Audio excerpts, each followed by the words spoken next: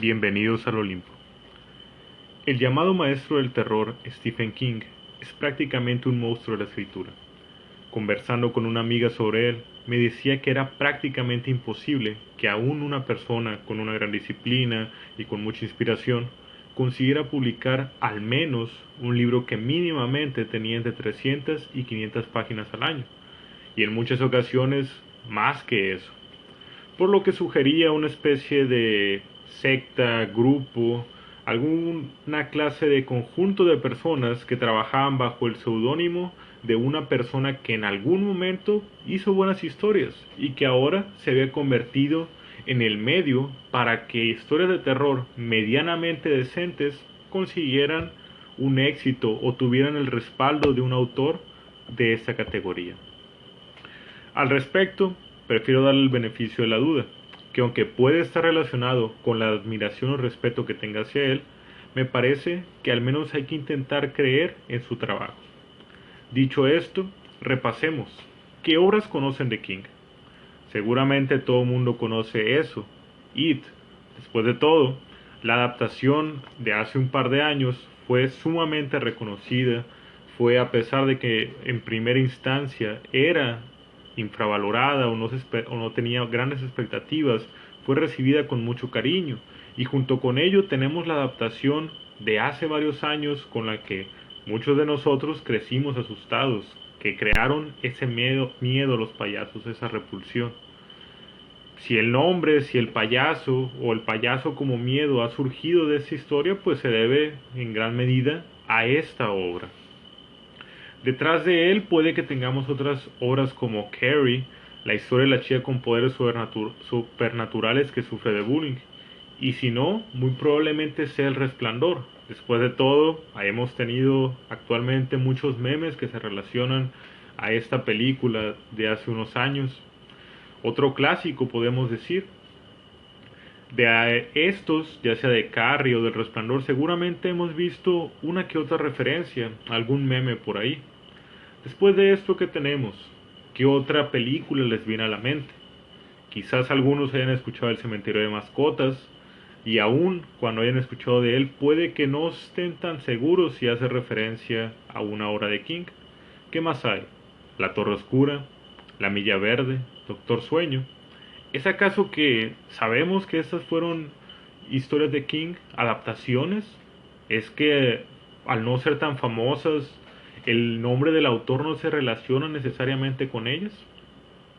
Muy probablemente no conocen todos estos, y quizás ninguno, pero lo cierto es que hay aún muchas más adaptaciones de este autor, que en ocasiones, como mencionaba, ni siquiera sabemos que lo son, y aún si damos una mirada a sus libros, son tantos que es casi imposible seguir en la pista.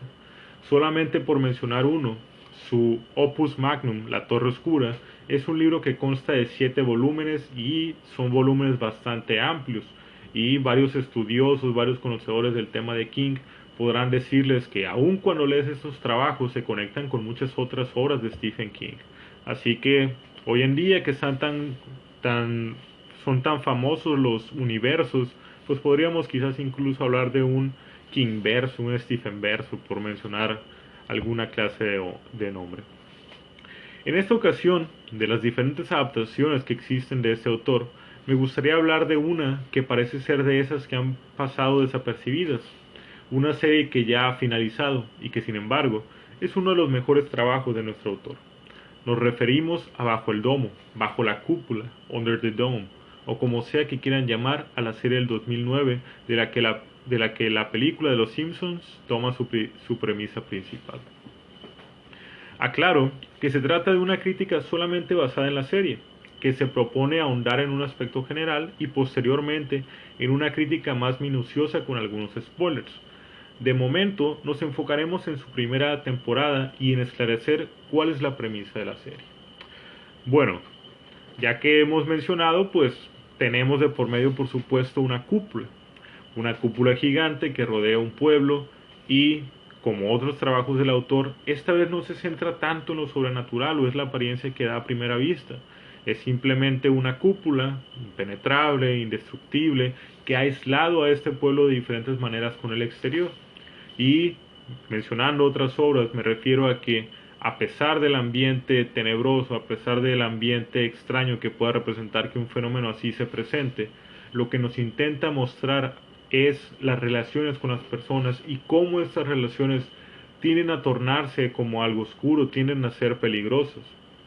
Encontramos que las primeras explicaciones ante la cúpula pues pueden ser de muchos orígenes. Podemos pensar que es extraterrestre, es un experimento del gobierno, es algo sobrenatural, a lo mejor podemos decir que ni siquiera existe, pero no hay tiempo para ello. ¿Por qué? Porque necesitamos empezar a afrontar los problemas que existen en el domo. Y déjenme decirles que son bastantes. Repasemos algunos de los personajes principales. Para ello tenemos el sujeto que aparece de la nada, que no reconocen en el pueblo, que dice que estaba de paso. Tenemos a Barbie. ¿Quién es Barbie? Es un individuo que se encontraba por el pueblo, pero ¿cuál es su explicación? ¿Realmente es posible creer en una persona así que aparece junto con el Dom? Junto a ello, por supuesto, hay otras personas. Hay familiares de personas que vivían en Chesterville, la ciudad donde se encontraba el domo, cuyos familiares se encontraban fuera de ella. Así que para algunos no es tan difícil de creer. Y junto a ello tenemos a Julia, que misteriosamente no encuentra a su esposo junto con todos estos eventos del domo, por lo que es normal empezar a creer que el domo se encuentra afuera. Me gustaría aún así, planteando estos dos personajes, conforme la marcha mencionar algunos más de ellos, darnos cuenta de esa premisa que abunda en la historia. Tenemos que los diferentes ciudadanos buscan la coerción entre ellos, porque a pesar de las circunstancias que se pueden enfrentar y de que en realidad son problemáticas, pues buscan lo que podría llamarse civilizado. Pero conforme pasa el tiempo, nos damos cuenta que la exclusión del resto de leyes, incluso hay una parte en la que menciona otro de los personajes en el que ahondaremos un poco más adelante. Realmente seguimos siendo parte de los Estados Unidos y creo que esa es la premisa que ronda en torno a toda la idea de Bajo el Domo. ¿Hasta qué punto realmente al estar aislados no debemos regularnos por nuestras propias reglas? No debe de guiarse una comunidad por reglas que le funcionen mejor para ellos, siendo que las que en su momento funcionaron no hay nadie que las haga valer. Esto a su vez significa algo problemático, porque el hecho de que haya esas cuestiones encontradas entre aquellos que quieren obedecer las leyes que antaño existieron y aquellos que prefieren las leyes anteriores, empieza a crear conflictos y esos conflictos van escalando.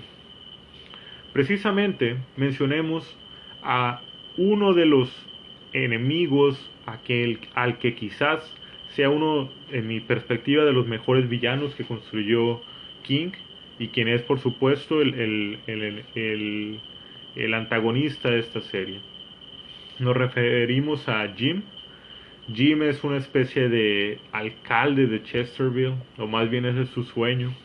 Pero Jim es el representante de la comunidad, es el que quiere llegar a ser un representante del gobierno. Y aún con ese apego al gobierno, nos damos cuenta de que él está en contra de las reglas. Quiere crear su propio Chesterville y que Chesterville funcione en esa burbuja que ahora es la que a final de cuentas los condiciona a muchas cosas. Me encanta este villano en cuanto que podemos ver sus motivaciones como una de las más egoístas.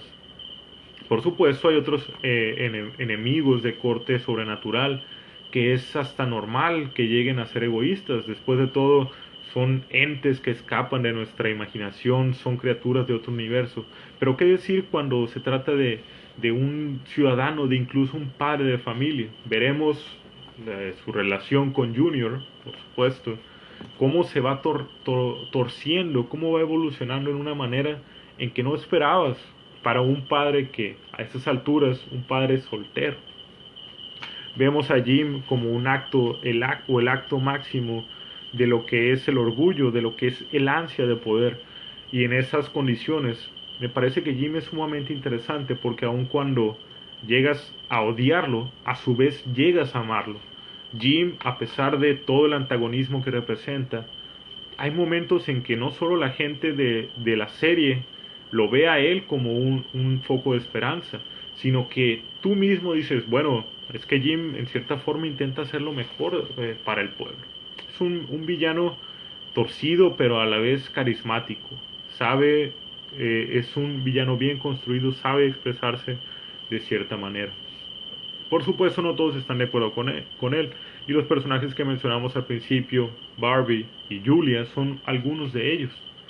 ¿Qué es lo que sucede? Ellos intentan llevar esas cosas, pero por supuesto Barbie es el desconocido. ¿De qué manera puede él, en una comunidad en que prácticamente él no es nadie y es incluso señalado, cómo puede trabajar él? Otra cosa que insta a ver esta serie es el hecho de cómo los diferentes personajes se van encontrando con ellos y cómo conforme avanza el tiempo van apareciendo más personajes. Esto hace que el análisis de la serie sea mucho más interesante porque no se estanca en los personajes. Una de las cuestiones que se ha mencionado, por ejemplo, con Juego de Tronos es que dices, es que ahí de repente no sabías quién iba a morir y eso. Si bien esta serie no alcanza ese nivel de impredictibilidad, puedo asegurarles que hay momentos bastante sorprendentes en cuanto a los personajes que en su momento considerabas necesarios, principales, y el momento en que simplemente esto se acaba. Los giros en ese aspecto son bastante interesantes. Otra de las cuestiones que creo que le dota en este escenario de desastres es por supuesto que detrás de un desastre tiene que venir otro.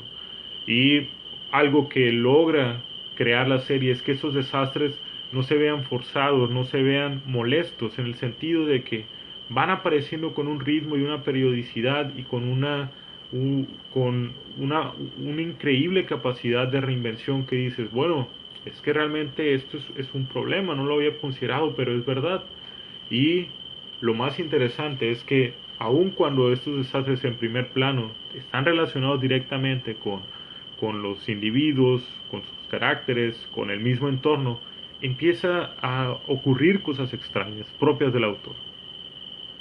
Es interesante a su vez darse cuenta de que todo lo que existe en el domo funciona, tiene sentido en cuanto que está dentro del domo. Si no fuera por el domo, muchas cosas simplemente no existieran. ¿Y qué sucede con la relación entre el domo y las personas? ¿Está el domo vivo? Hay muchas cosas que conforme pasa la serie se pueden marcar y que tienen un panorama bastante interesante para aquellos que observan la serie. Me gustaría recomendar esta serie debido a que es un giro fresco a otras obras de King que son hasta cierto punto más sobrenaturales. Y si bien la serie va escalando conforme pasa el tiempo, llegando a planos más de acuerdo al autor, no pierde ese enfoque hacia las personas. Sigue manteniendo eso como uno de los principales conflictos y creo que especialmente ahora en estos tiempos de pandemia, nos damos cuenta de lo que significa a veces estar encerrado, qué tan complicado puede ser y pues por qué no sentirse un poco identificados, proyectados. Espero que les haya gustado y posteriormente traeremos otra parte sobre esta serie, hablando un poco más sobre la primera temporada. De momento tenemos una introducción. Buenas noches, les ha hablado Poseidón.